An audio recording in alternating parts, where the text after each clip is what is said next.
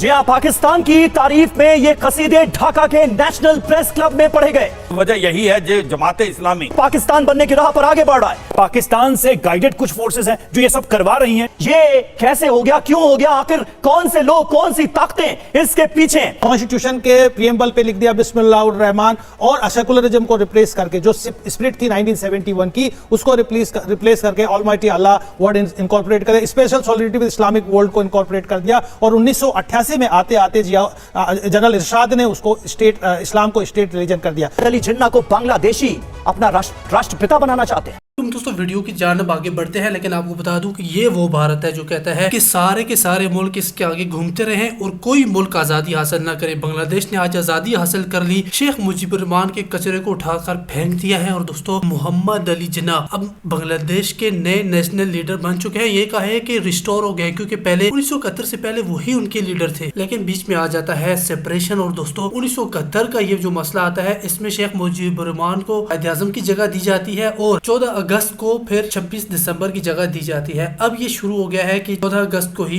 बांग्लादेश का national day माना जाए। और दोस्तों इसी के साथ कायद-ए-आज़म मोहम्मद अली जिन्ना को जो तकरीर हुई है ढाका में, उसमें ये कहा गया है कि मोहम्मद अली जिन्ना पाकिस्तान के साथ साथ भारत के भी उतने ही बड़े लीडर है। जहाँ तक मुजीबुर रहमान की बात है तो दोस्तों वो आपको पता है कि उसकी मूर्तियों के साथ क्या किया गया, उसकी मूर्तियों का नामो निशान बांग्लादेश में मिटा दिया गया है। दोस्तों आगे चलते हैं वीडियो में, लेकिन वीडियो को लाइक करने के साथ साथ चैनल को सब्सक्राइब जरूर कीजिएगा, साथ में घंटी पर भी लाजमी जरूर क्लिक कीजिएगा। ढाका में जिन्ना की बरसी पर बाकायदा एक कार्यक्रम आयोजित किया गया। 53 साल में पहली बार जिन्ना की तारीफ बांग्लादेश की सरजमीन से होती नजर आई। ये बहुत बड़ा बदलाव है। जिन्ना को राष्ट्रपिता तक घोषित करने की मांग कहां की जा रही है? बांग्लादेश में। बिल्कुल, ये सारी खबरें अपने आप में हैरान करने वाली हैं कि आखिर बांग्लादेश कितनी तेजी से अपने आप को बदल रहा है। पाकिस्तान से अच्छे संबंध बनाने की वकालत यहां पर की गई, उस पाकिस्तान से जिसने बांग्लादेश में क्या किया था ये किसी से छुपा नहीं। कार्यक्रम में दावा, जिन्ना की वजह से बांग्लादेश बना, यह दावा किया गया। प्रोग्राम में भारत के खिलाफ जहर उगला गया और यह सबसे ज्यादा चिंता वाली बात है कि भारत के खिलाफ यहां पर यह सारी बातें कही जा रही है। जी हां, सवाल तो यह है कि जिस पाकिस्तान ने बांग्लादेश में नरसंहार किया, क्या नया बांग्लादेश अपना वो इतिहास ही भूल गया? यह सबसे चिंताजनक पहलू है इस पूरी खबर का। 1971 में 30 लाख बांग्लादेशियों की हत्या की गई थी। दुनिया का सबसे बड़ा नरसंहार, इसे कैसे भुलाया जा सकता है, जो कि पाकिस्तान के हुक्मरानों की तरफ से हुआ। 9 महीने की जंग में इसमें जिन्ना ने ढाका का दौरा किया था और ढाका में पाक की राजकीय भाषा उर्दू को बताया था, यानी कि उर्दू का मसला पहली बार वहां पर आया। जिन्ना ने उर्दू विरोधियों को राष्ट्र विरोधी कहा था उस समय जब ये दौरा जिन्ना का बांग्लादेश में हुआ था। और देखिए इस भाषा की लड़ाई अंत में किस तरह से नरसंहार में तब्दील हुई और पाकिस्तान ने उसी बहाने कितना अत्याचार सभी बांग्लादेश में किया। ये न सिर्फ बांग्लादेश, न सिर्फ भारत, बल्कि पूरी दुनिया के सामने है इतिहास के रूप। बिल्कुल, और ये सोच जिस शख्स की तरफ से जाहिर की गई उसका नाम था मोहम्मद अली जिन्ना, कि जितने उर्दू विरोधी हैं वो सब देश विरोधी हैं, राष्ट्र विरोधी, यानी बांग्ला बोलने वाले सारे लोग देश विरोधी हो गए। ये सलूक था बांग्लादेश के निवासियों के साथ पाकिस्तान का। और आज उस मोहम्मद अली जिन्ना को बांग्लादेशी अपना राष्ट्रपिता बनाना चाहते हैं। बांग्लादेश में कैसे पाकिस्तान के कसीदे पढ़े गए और कट्टरता का पाठ पढ़ाया गया, सबसे पहले आप ये सुनिए। और इस बड़ी खबर पर बातचीत करने के लिए हमारे साथ हिंदुस्तान और बांग्लादेश से कुछ खास मेहमान जुड़ रहे हैं। मेजर जनरल AK सिवाज साहब हमारे साथ मौजूद हैं, प्रोफेसर डॉक्टर संजय भारद्वाज साहब हमारे साथ मौजूद हैं, विदेश मामलों के जानकार हैं और बांग्लादेश के हालात को लेकर लिखते रहते हैं। मजहरुल इस्लाम खान साहब हमारे साथ मौजूद हैं, वरिष्ठ पत्रकार, बांग्लादेश से हमारे साथ इस वक्त लाइव मौजूद हैं। मजहरुल साहब, पहला सवाल आपसे, जिस तरह के डेवलपमेंट सामने आ रहे हैं बांग्लादेश से, वो अपने आप में चिंताजनक तो है ही, हैरान करने वाले भी हैं। क्या यह माना जाए कि जब तक लिबरल विचारों का बांग्लादेश में शेख हसीना की सरकार में बोलबाला था, तब तक सारी उम्मीदें नजर आती थी हिंदुस्तान से, और अब क्योंकि कट्टरपंथ की जड़ें मजबूत हो रही हैं बांग्लादेश में, तो सिर्फ और सिर्फ सामने पाकिस्तान नजर आ रहा है?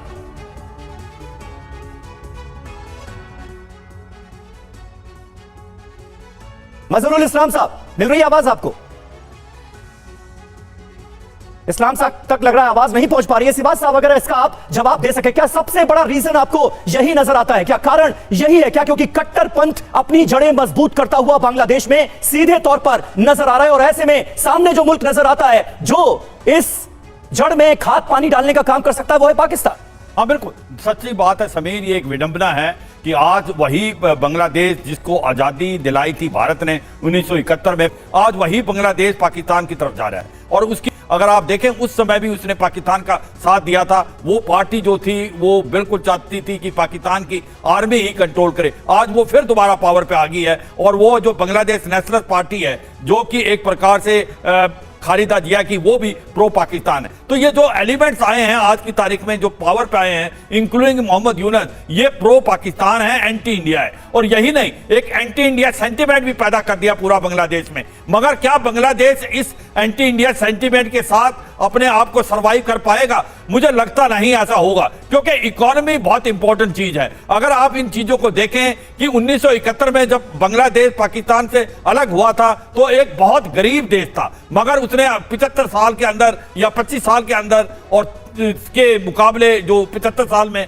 इतनी हालात खराब थी, आज वो उस कगार पे पहुंच गया था कि वो 2026 के अंदर जो लीस्ट डेवलप्ड नेशन से निकलता, उसकी जीडीपी अच्छी थी, वो टेक्सटाइल इंडस्ट्री बहुत अच्छा कर रही थी। मगर अगर वो दोबारा पाकिस्तान की रगों पे चलेगा, पाकिस्तान के, तो हालात फिर दोबारा इकोनॉमी जो है उसकी खराब होगी। आपको मैं विश्वास दिलाता हूं वो समय दूर नहीं, बांग्लादेश जिस प्रकार से मालदीव कटोरा लेके दोबारा भारत की तरफ आया है मोहम्मद मिजू, इसी प्रकार से आने वाले समय में बांग्लादेश रियलाइज करेगा अगर वो पाकिस्तान की रग पे चला, बिल्कुल तो पाकिस्तान के रास्ते पे चलेगा तो उसका हश्र क्या होगा ये किसी से छिपा नहीं है।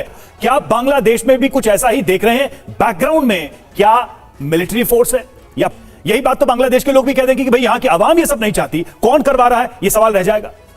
देखिए, ये बात सही है कि पाकिस्तान के संदर्भ में हम देखते हैं, चाहे 1971 हो चाहे वो आज का हालात हो, वहाँ आवाम की कोई आवाज़ पाकिस्तान में नहीं है। जहाँ तक बांग्लादेश का सवाल है, आप ये बात मान के चलिए कि जब ईस्ट बंगाल था या ईस्ट पाकिस्तान बना या बांग्लादेश रहा, हमेशा से जो ओल्ड मुस्लिम लीग विचारधारा के लोग हमेशा से मौजूद रहे।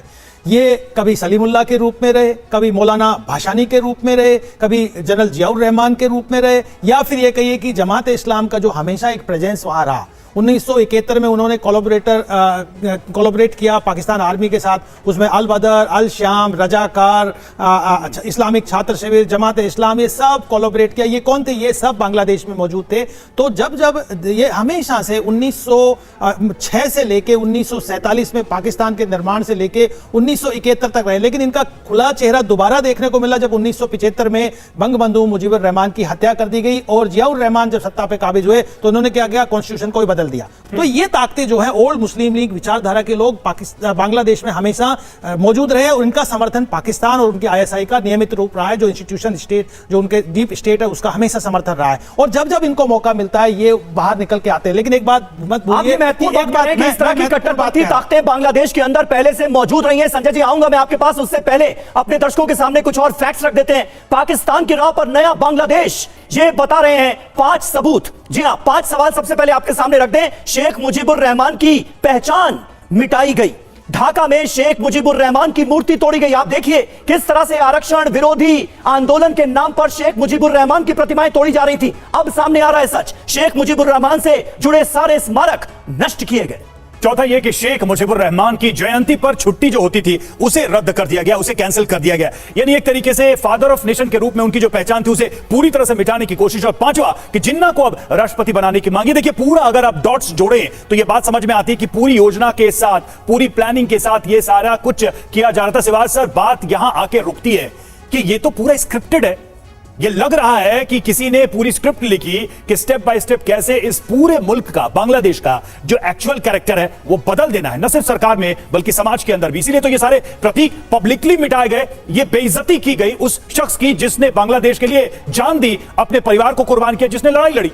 हाँ, बिल्कुल बिल्कुल रवि, आपने ठीक बोला। देखो, एक चीज हमें समझनी चाहिए, जब बांग्लादेश में 1948 में जिन्ना ने ये बोला था कि उर्दू एक नेशनल लैंग्वेज मानी जाएगी, 1 नेशन 1 लैंग्वेज, तो बांग्लादेश में बंगालीज ने इसके अगेंस्ट विद्रोह किया था। और वो पहली एक प्रकार से बीज बोया गया था फ्रीडम का। वो कहते थे कि हम बंगाली हैं, हम प्राउड बंगाली हैं और हमारी जो लैंग्वेज है वो बंगाली रहेगी। और मुझे लगता है वहां से बात स्टार्ट हुई थी और ये 1971 में कंप्लीट हुई जब पाकिस्तान और बांग्लादेश 2 अलग अलग देश बने। मगर यह भी सच्चाई है कि जैसे ही 1975 के बाद शेख मुजीबुर रहमान, जो कि एक प्रकार फादर ऑफ नेशन थे, उनके मरने के बाद धीरे धीरे फिर वो एंटी इंडिया सेंटीमेंट आने लगे।